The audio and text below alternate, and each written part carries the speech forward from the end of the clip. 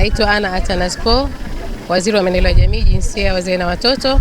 Leo tupo hapa katika viwanja vya Sebleni katika nyumba za wazee wetu kwa ajili ya kuhamasisha kupanda miti, kwanza kupanda miti, lakini vile vile pamoja na kupanda miti kuhamasisha kina mama waweze na wao kupanda miti. Si miti tu, miti ya karafuu.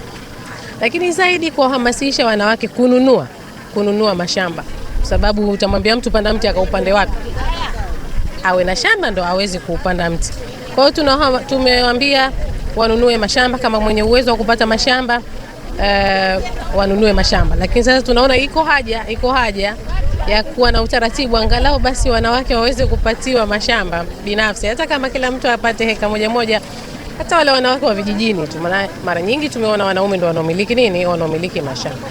Kwa hivyo leo tupo kuhamasisha wanawake wapande mikarafuu, kwa sababu mikarafuu ni urithi wa miaka na miaka. Kama nilivyowaambia kwenye hotuba, mimi nimerithi mikarafuu ya mababu zangu, tunayo mpaka leo ipo. Kwa hivyo ukiupanda karafuu tayari Zanzibar imeshakufa. Kitu kasema Zanzibar ni kisiwa cha karafuu. Ni lazima tung'arishe sasa karafuu zetu ili kuhakikisha kuwa kila eneo tupande mikarafuu, eneo ambalo linakubali mikarafuu tupande karafuu. Mwisho wa siku sisi wenyewe wanawake tuwe wavunaji wa mikarafuu, lakini wamiliki wa mikarafuu. Kama kwa mfano ukiangalia maeneo ya mashamba, maeneo ya Pemba, wamiliki wakubwa wa karafuu wa mashamba ni wanaume. Wanawake tunabaki kuchuma na kuanika. Hata malipo yetu yanakuja vile vile, umechuma na umeanika. Hakuna malipo ya kuwa wewe umepanda au ni eneo lako. Kwa hivyo wanufaika wakubwa wanakuwa ni wanaume kuliko wanawake. Kwa hivyo tumetaka kuibadilisha ile hali ya kuona kuwa wamiliki wa mikarafuu ni wanaume.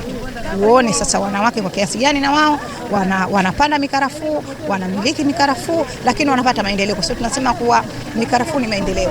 Unapokuwa na mikarafuu maana yake una asset ambayo itakutoa kwenye eneo moja la maisha kukupeleka kwenye eneo jingine la maisha. Kwa hivyo niwashukuru sana wenzetu wa vikosi vyetu SMZ, lakini pia uhamiaji pamoja na polisi na wenzetu na waratibu wetu pamoja na viongozi wetu wa majukwaa wamekuwa mstari wa mbele katika kutusaidia kuhakikisha kuwa tunapanda mikarafuu. Jumla ya mikarafuu kwa hapa Sebleni tunao mikarafuu 100 ambayo tumeipanda, na tunategemea kuwa kila baada ya muda tutakuwa tunaendelea kupanda. Lakini mbali ya kupanda tutafuta na maeneo mengine ya serikali ambayo yako maeneo, kwa mfano Udonge kule, tutaendelea pia kupanda, lakini sio kupanda tu, na kuhakikisha vipi inaendelea kukua. Kwa sababu mara nyingi Wazanzibari tunajua kupanda lakini sio kuendeleza. Lakini hii project ambayo tuko nayo tunataka tuione kuwa inakwenda baada ya kwa mwakani ambapo tunafanya tena viko vingi vya karafuu, tuseme kuwa ile tuliyoipanda iko hali hii, na tunategemea baada ya muda itaanza kutoa karafuu.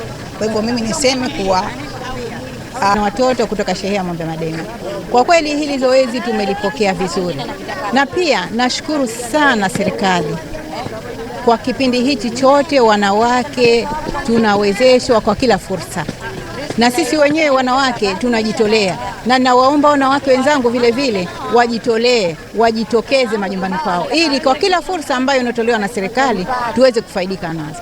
Kama fursa hii ya leo ya kupanda mikarafuu ni fursa nzuri, kwa sababu kama alivyohamasisha Mheshimiwa Waziri, kwa kila mwanamke ahakikishe amepanda mikarafuu, iwe nyumbani kwake, iwe shambani kwake, iwe popote. Kwa hiyo hii ni fursa kubwa, na tunapewa mwamko wa kuweza kujiendeleza na sisi wanawake kiuchumi.